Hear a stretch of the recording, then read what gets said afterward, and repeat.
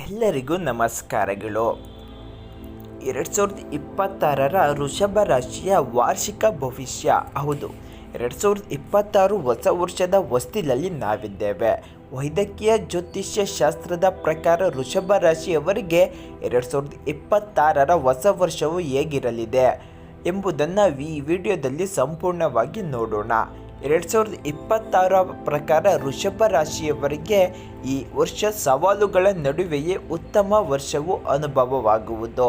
ಹಿಂದೆ ಮಾಡಿರುವ ಪ್ರಯತ್ನಗಳ ಫಲವನ್ನು ಈ ವರ್ಷ ಪಡೆಯುವಿರಿ ಮತ್ತು ನೀವು ಅದೇ ಪರಿಶ್ರಮವನ್ನು ಮುಂದುವರಿಸಿದರೆ ಖಂಡಿತವಾಗಿಯೂ 2026 ನಿಮಗೆ ಅತ್ಯುತ್ತಮ ವರ್ಷವಾಗಿರಲಿದೆ.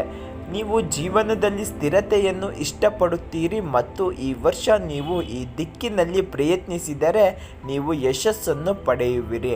ಶುಕ್ರನು ವರ್ಷದ ಆರಂಭದಲ್ಲಿ ಧನು ರಾಶಿಯಲ್ಲಿ ಇರುತ್ತಾನೆ.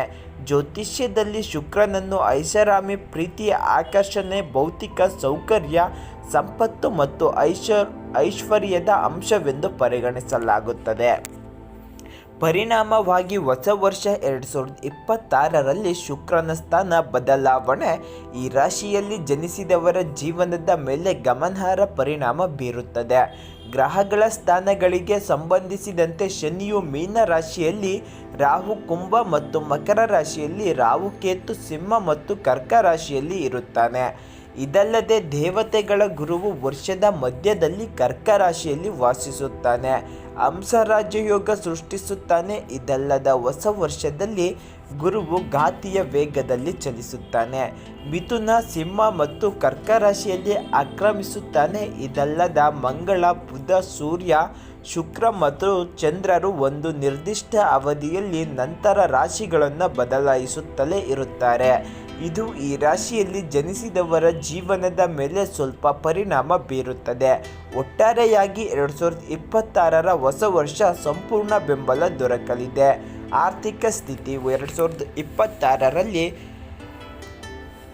ವೃಷಭ ರಾಶಿಯವರಿಗೆ ಬಲವಾದ ಆರ್ಥಿಕ ಪರಿಸ್ಥಿತಿ ಇರುತ್ತದೆ. ಮಿಥುನ ರಾಶಿಯಲ್ಲಿ ಗುರುವಿನ ಸ್ಥಾನವು ನಿಮ್ಮ ಆರ್ಥಿಕ ಮನೆಯಲ್ಲಿರುತ್ತವೆ. ಪರಿಣಾಮವಾಗಿ ಆರ್ಥಿಕ ಪರಿಸ್ಥಿತಿ ಬಲಗೊಳ್ಳಬಹುದು. ಅನೇಕ ಹೊಸ ಆದಾಯದ ಮೂಲಗಳು ತೆರೆದುಕೊಳ್ಳುತ್ತವೆ. ನೀವು ವಿವಿಧ ವಿಧಾನಗಳು, ಸಂವಹನ ಶೈಲಿಗಳು ಅಥವಾ ಇತರ ಮಾರ್ಗಗಳ ಮೂಲಕ ಹಣವನ್ನು ಗಳಿಸಬಹುದು. ಇದು ಹೆಚ್ಚಿದ ಸಂತೋಷ ಮತ್ತು ಸಮೃದ್ಧಿಯನ್ನು ತರುತ್ತದೆ. ಇದಲ್ಲದೆ ಈ ರಾಶಿಯ ಅಧಿಪತಿ ಶುಕ್ರನು ವರ್ಷವಿಡೀ ಉತ್ತಮ ಆರ್ಥಿಕ ಪರಿಸ್ಥಿತಿಯನ್ನು ಉತ್ತಮಗೊಳಿಸುತ್ತಾನೆ. ನಿಮ್ಮ ತಾಯಿ ಆರೋಗ್ಯ, ವರ್ಗಾವಣೆ, ಮನೆ ನವೀಕರಣ, ವಾಹನ, ಮನೆ ಅಥವಾ ಪ್ರಾಣಿಗಳ ಖರೀದಿಗೆ ನೀವು ಹಣವನ್ನು ಖರ್ಚು ಮಾಡಬಹುದು. ನೀವು ಕಾಲಕಾಲಕ್ಕೆ ಹಣಕಾಸಿನ ಕೊರತೆಯನ್ನು ಅನುಭವಿಸಬಹುದು, ಆದರೆ ನೀವು ಅಂತಿಮವಾಗಿ ಯಶಸ್ಸನ್ನು ಸಾಧಿಸುವಿರಿ. ಜೂನ್ 2ರ ನಂತರ ಗುರುವಿನ ಪ್ರಬಲ ನೋಟವು ನಿಮ್ಮ ಮೇಲೆ ಬೀಳುವುದರಿಂದ ನಿಮ್ಮ ಆರ್ಥಿಕ ಪರಿಸ್ಥಿತಿ ಇನ್ನಷ್ಟು ಬಲಗೊಳ್ಳುತ್ತದೆ. ನೀವು ಹೊಸ ವಾಹನ, ಮನೆ ಅಥವಾ ಇತರ ವಸ್ತುಗಳನ್ನು ಖರೀದಿಸಬಹುದು.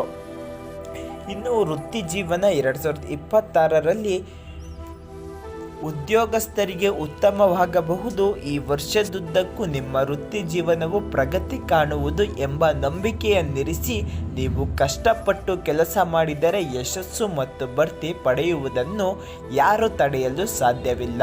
ಶನಿದೇವನಿಂದ ಪ್ರಯೋಜನವನ್ನು ಪಡೆಯುವಿರಿ. ನೀವು ಸೇವಾ ಉದ್ಯಮ, ಆಟೋಮೊಬೈಲ್, ಪ್ರಿಂಟಿಂಗ್ ಪ್ರೆಸ್, ಗ್ಯಾಸ್ ಮತ್ತು ಪೆಟ್ರೋಲ್ ಮತ್ತು ತೈಲ, ಭೂ ಸಂಬಂಧಿತ ಕೆಲಸ, ತಯಾರಿಕರಿಗೆ ಸಂಬಂಧಿಸಿದ ಕೆಲಸ ಮಾಡುವವರಿಗೆ ಉತ್ತಮ ಫಲದಾಯಕ ವರ್ಷ. ಬಹುರಾಷ್ಟ್ರೀಯ ಕಂಪನಿಯನ್ನು ಕೆಲಸ ಮಾಡುವವರಿಗೆ ಉತ್ತಮ ಸಮಯವಾಗಿರುತ್ತದೆ. ಗುರುಗ್ರಹದ ಪ್ರಭಾವದಿಂದ ಹೊಸ ಉದ್ಯೋಗವನ್ನು ಪಡೆಯಬಹುದು. ಸಂಬಳ ಹೆಚ್ಚಳ ಮತ್ತು ಬಡ್ತಿಯ ಸಾಧ್ಯತೆಯೂ ಇದೆ. ವರ್ಷದ ಆರಂಭದಲ್ಲಿ ಗುರು ಲಾಭದ ಮನೆಯಲ್ಲಿ ಮತ್ತು ನಂತರ 2ನೇ ಮನೆಯಲ್ಲಿ ಇರುತ್ತಾನೆ. ಇದು ನಿಮ್ಮ 6ನೇ ಮನೆಯನ್ನು ಸಹ ನೋಡುತ್ತದೆ. ಆದ್ದರಿಂದ ಕೆಲಸದಲ್ಲಿ ಅನಗತ್ಯ ವಿಷಯಗಳಿಂದ ದೂರವಿರುವುದು ಉತ್ತಮ. ನಿಮ್ಮ ಕೆಲಸದ ಮೇಲೆ ಮಾತ್ರ ಗಮನ ಹರಿಸಿ ಯಾರಿಗಾದರೂ ಜಗಳಗಳ ಅಥವಾ ಭಿನ್ನಾಭಿಪ್ರಾಯಗಳನ್ನು ತಪ್ಪಿಸಿ. ಇನ್ನು 2026ರಲ್ಲಿ ವೃಷಭ ರಾಶಿಯವರಿಗೆ ವೈವಾಹಿಕ ಜೀವನ ಹೇಗಿರುತ್ತದೆ ಎಂದರೆ, ಗುರುವಿನ ಪ್ರಭಾವವು ವೈವಾಹಿಕ ಮನೆಯ ಮೇಲೆ ಬೀಳುತ್ತಿದೆ. ಆದ್ದರಿಂದ ಮದುವೆಗೆ ಅರ್ಹರಾದವರಿಗೆ ಮದುವೆ ಸಾಧ್ಯ, ಮಕ್ಕಳನ್ನು ಪಡೆಯುವ ಕನಸುಗಳು ಸಹ ಈಡೇರಬಹುದು. ಜೂನ್ 2ರಿಂದ ಅಕ್ಟೋಬರ್ 31ರವರೆಗೆ 7ನೇ ಮನೆಯಲ್ಲಿ ಗುರುವಿನ ಪ್ರಭಾವವು ಮದುವೆಯ ಶುಭವೆಂದು ಪರಿಗಣಿಸಲಾಗುತ್ತದೆ. ಆದರೆ ಅದರ ನಂತರ ಸಮಯ ಸ್ವಲ್ಪ ಕಡಿಮೆ ಅನುಕೂಲಕರವಾಗಿರಬಹುದು. ವೈವಾಹಿಕ ದೃಷ್ಟಿಕೋನದಿಂದ ಜನವರಿಯಿಂದ ಅಕ್ಟೋಬರ್ವರೆಗಿನ ಅವಧಿಯ ಉತ್ತಮವಾಗಿರುತ್ತದೆ. ಇನ್ನು ಪ್ರೇಮ ಜೀವನದಲ್ಲಿ 2026ರಲ್ಲಿ ವೃಷಭ ರಾಶಿಯ ಜನರಿಗೆ ಪ್ರೇಮ ಜೀವನ ಮಿಶ್ರವಾಗಿರುತ್ತದೆ. 5ನೇ ಮನೆಯ ಅಧಿಪತಿ ಬುಧ ಸಂಬಂಧಗಳಲ್ಲಿ ದೊಡ್ಡ ಸಮಸ್ಯೆಗಳನ್ನು ತಡೆಯುತ್ತಾನೆ. ಆದರೆ ಶನಿಯ ಪ್ರಭಾವವು ಎಚ್ಚರಿಕೆಯನ್ನು ಸೂಚಿಸುತ್ತದೆ. ಆದ್ದರಿಂದ ಪ್ರೀತಿಯನ್ನು ಹಗುರವಾಗಿ ಪರಿಗಣಿಸಬೇಡಿ ಮತ್ತು ಮಿತಿಯೊಳಗಿನ ನಿಮ್ಮ ಭಾವನೆಗಳನ್ನು ವ್ಯಕ್ತಪಡಿಸಬೇಡಿ. ಇಲ್ಲದಿದ್ದರೆ ತಪ್ಪು ತಿಳುವಳಿಕೆ ಅಥವಾ ಮನಹಾನಿ ಉಂಟಾಗಬಹುದು. ಗುರು ತಟಸ್ಥನಾಗಿರುತ್ತಾನೆ, ಆದರೆ ಶನಿ ನಿಜವಾದ ಪ್ರೇಮಿಗಳನ್ನು ಬೆಂಬಲಿಸುತ್ತಾನೆ. ಸೋಗು ಅಥವಾ ವಂಚನೆಯನ್ನು ಸಿಲುಕಿದವರು ತೊಂದರೆಗಳನ್ನು ಎದುರಿಸಬೇಕಾಗುತ್ತದೆ. ಇನ್ನು ಶಿಕ್ಷಣಕ್ಕೆ ಬಂದರೆ 2026ರಲ್ಲಿ ಶನಿಗ್ರಹವು ನಿಮ್ಮ ಜೀವನದಲ್ಲಿ ಅನೇಕ ಮಹತ್ವದ ಬದಲಾವಣೆಗಳನ್ನು ತರಬಹುದು. ಗುರುವಿನ ಪ್ರಭಾವವು ಅದೃಷ್ಟದ ಮನೆ, ಆದಾಯದ ಮನೆ ಮತ್ತು ಮದುವೆಯ ಮನೆಯ ಮೇಲೂ ಇರುತ್ತದೆ. ಪರಿಣಾಮವಾಗಿ ನೀವು ನಿಮ್ಮ ವೃತ್ತಿ ಮತ್ತು ಶಿಕ್ಷಣ ಎರಡಲ್ಲೂ ಗಮನಾರ್ಹವಾಗಿ ಪ್ರಯೋಜನವನ್ನು ಪಡೆಯಬಹುದು.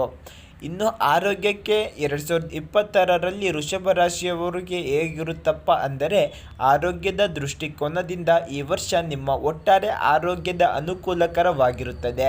ಜೂನ್ 2ರವರೆಗೆ 2ನೇ ಮನೆಯಲ್ಲಿ ಗುರುವಿನ ಸಂಚಾರವು ನಿಮ್ಮ ದೈಹಿಕ ಶಕ್ತಿ ಮತ್ತು ರೋಗ ನಿರೋಧಕ ಶಕ್ತಿಯನ್ನು ಬಲಪಡಿಸುತ್ತದೆ. ಜೂನ್ 2ರಿಂದ ಅಕ್ಟೋಬರ್ 31ರವರೆಗೆ ಗುರು 3ನೇ ಮನೆಯಲ್ಲಿರುತ್ತಾನೆ. ಈ ಸ್ಥಾನವು ಗಮನಾರ್ಹ ಪ್ರಯೋಜನಗಳನ್ನು ತರದಿದ್ದರೆ ಉಚ್ಚ ಮನೆಯ ಅಧಿಪತಿಯಾಗಿ ಅದರ ಸ್ಥಾನವನ್ನು ಯಾವುದೇ ನಕಾರಾತ್ಮಕ ಪರಿಣಾಮವೂ ಬೀರುವುದಿಲ್ಲ. ಇನ್ನು ಹೆಚ್ಚಿನ ಮಾಹಿತಿಗಾಗಿ ನಮ್ಮ ವಿಡಿಯೋವನ್ನು ತಪ್ಪದೆ ಕೊನೆವರೆಗೂ ನೋಡಿ ವೀಕ್ಷಕರೇ. ಹಾಗೆ ದಿನನಿತ್ಯದ ಭವಿಷ್ಯಕ್ಕಾಗಿ ನಮ್ಮ ಚಾನಲನ್ನು ಸಬ್ಸ್ಕ್ರೈಬ್ ಮಾಡಿಕೊಳ್ಳೋದನ್ನು ಮರೆಯಬೇಡಿ.